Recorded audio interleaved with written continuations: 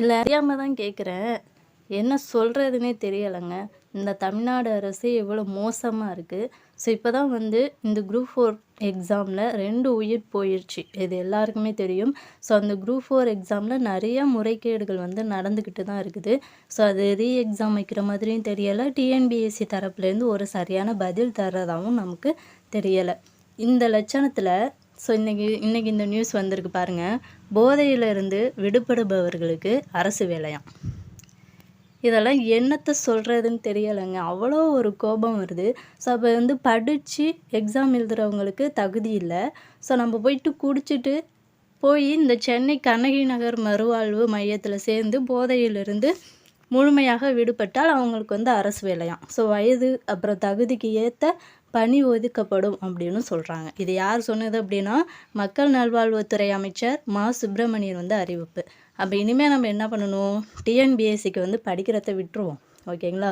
So புக்கெல்லாம் தூக்கி போடுங்க. போட்டுட்டு புக்கெல்லாம் இடைக்கி போட்டுட்டு அந்த காசை வாங்கிட்டு போய் என்ன பண்ணுங்கள், ஒயின் ஷாப்பில் வந்து குடிங்க.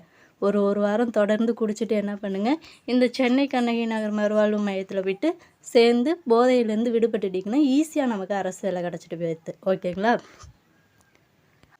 ஸோ அப்போ நம்ம வந்து மாங்குன்னு உட்காந்து படிக்க வேண்டிய அவசியம் இல்லை.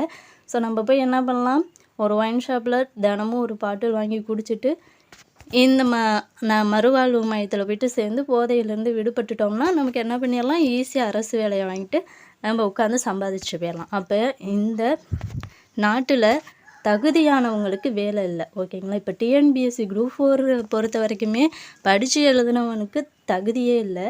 ஸோ சும்மா போயிட்டு ஒரு லக்கில் ஏதோ ஏபிசிடி அப்படிங்கிற ஒரு ஆப்ஷனை குறித்து வச்சுட்டு வந்தவங்களுக்கு தான் அதிக மார்க் எடுத்திருக்காங்க. ஓகேங்களா? ஸோ இது எல்லாருக்குமே தெரியும். இப்போ டிஎன்பிஎஸ்சி பொறுத்த வரைக்கும் லக்கில் தான் வந்து வேலை கிடைக்குதேன்னு தவிர படித்தவங்களுக்கு வேலை இல்லை இங்கே. அதே மாதிரி இப்போ இந்த நியூஸை பார்க்கும்போது எனக்கு அவ்வளோ ஒரு கோபம் வந்துச்சு. ஸோ அப்போ வந்து இங்கே படிக்கிறவங்களுக்கு பார்த்திங்கன்னா எந்த ஒரு மதிப்புமே இல்லை. ஓகேங்களா? ஸோ இதில் முக்கியமான ஒரு விஷயம் என்னென்னா, இப்போ இந்த குரூப் 4 எக்ஸாம்னால 2 உயிர் வந்துச்சு. ஸோ அவங்களுக்கு எந்த ஒரு ரெஸ்பான்ஸும் இல்லை. ஸோ அவங்கள பொறுத்த வரைக்கும் டிஎன்பிஎஸ்சி தரப்புலேருந்து இவங்க குடும்பத்துக்கு ஏதாவது ஒரு நிதியுதவி செஞ்சுருக்கலாம்.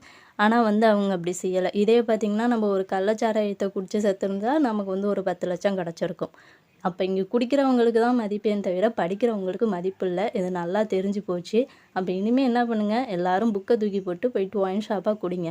ஸோ அப்படி நீங்கள் நல்லது செய்யணும் அப்படின்னு நினச்சிங்கன்னா ஒயின் ஷாப்பை மூடுங்க. யாரும் குடிக்க போகிறதில்ல, திருந்திடுவாங்க. ஆனால் அதை செய்ய மாட்டாங்க. ஏன்னா அவங்களுக்கு வருமானம் வராது. ஸோ இவங்க வந்து குடியிலேருந்து விடுபடுறதுக்காக இவங்க ஒரு உதவி செய்கிறாங்களாம். ஓகேங்களா? ஸோ ஒரு பணி மாதிரி செய்கிறாங்களாம் குடியிலேருந்து விடுபடுறதுக்கு. அதுக்கு என்ன பண்ணுறாங்களாம், அவங்க வந்து கவர்மெண்ட் ஜாப்பு தராங்களாம். அதுக்கு என்ன பண்ணிட்டு போங்க, ஒயின் ஷாப்பை மூடிட்டு போனால் எவனும் குடிக்க மாட்டானே.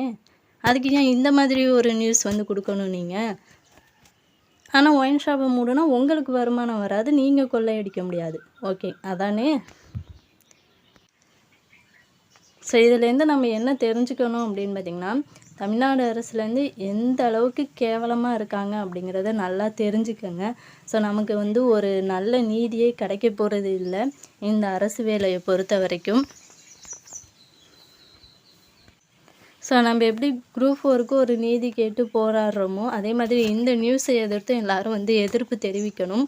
அப்படி இல்லைன்னா இது வந்து அப்படியே வந்து பர்மனெண்ட்டாக வந்து அப்படியே நடக்க ஆரம்பிச்சிடும். ஓகேங்களா? ஸோ அப்போ வந்து இங்கே படித்து எழுதுகிறவங்களுக்கு எந்த ஒரு பிரயோஜனமே இல்லை. ஓகேங்களா? ஸோ அதனால் வந்து இதுக்கும் நம்ம ஒரு வன்மையான எதிர்ப்பை வந்து தெரிவிக்கணும். எங்கள் குரூப் 4 எக்ஸாமுக்கே நம்ம எவ்வளவோ எஃபெக்ட் போட்டு பண்ணோம். பட் அதுக்கே எந்த ஒரு ரெஸ்பான்ஸும் இல்லை. ஸோ இதுக்கு எதிர்ப்பு தெரிவித்தா மட்டும் இவங்க வந்து ஏதாவது ரெஸ்பான்ஸ் பண்ண போகிறாங்களா அப்படிங்கிறது ஒரு கேள்விக்குறியாக தான் இருக்குது. ஸோ வேறு வழியே இல்லை. நம்மளால் முடிஞ்ச அளவுக்கு நம்ம சைட்லேருந்து எஃபெக்ட் கொடுப்போம். ஸோ இது வந்து வன்மையாக கண்டிக்கத்தக்கக்கூடிய ஒரு நியூஸ் தான். ஏன்னா இது பார்த்திங்கன்னா, இது பார்த்ததுலேருந்து எனக்கு அவ்வளோ ஒரு கோவம் வருது. ஸோ உங்கள் தரப்பு நியாயத்தையும் கமெண்டில் வந்து பதிவிடுங்க. ஸோ இதை நிறையா வந்து ஷேர் பண்ணுங்கள், நிறையா பேருக்கு போய் சேரட்டும். ஸோ இது எல்லாருமே வந்து வன்மையாக கண்டிப்போம். எப்படி குரூப் 4க்கு வந்து நம்ம போராடுறோமோ அதே மாதிரி இதுவும் பார்த்திங்கன்னா நம்ம வந்து வன்மையாக கண்டிக்கத்தக்கக்கூடிய ஒரு நியூஸ் தான். ஸோ அதனால் வந்து முடிஞ்ச அளவுக்கு எல்லோரும் ஷேர் பண்ணுங்கள். ஸோ நீங்களும் பார்த்தீங்கன்னா கமெண்ட் பண்ணுங்கள். ஓகேங்களா? ஸோ இது எந்த அளவுக்கு வந்து ஒரு கேவலமான நியூஸ் அப்படிங்கிறத கமெண்ட் பண்ணிடுங்க. ஸோ நெக்ஸ்ட் வீடியோவில் பார்க்கலாம். Thank you to all.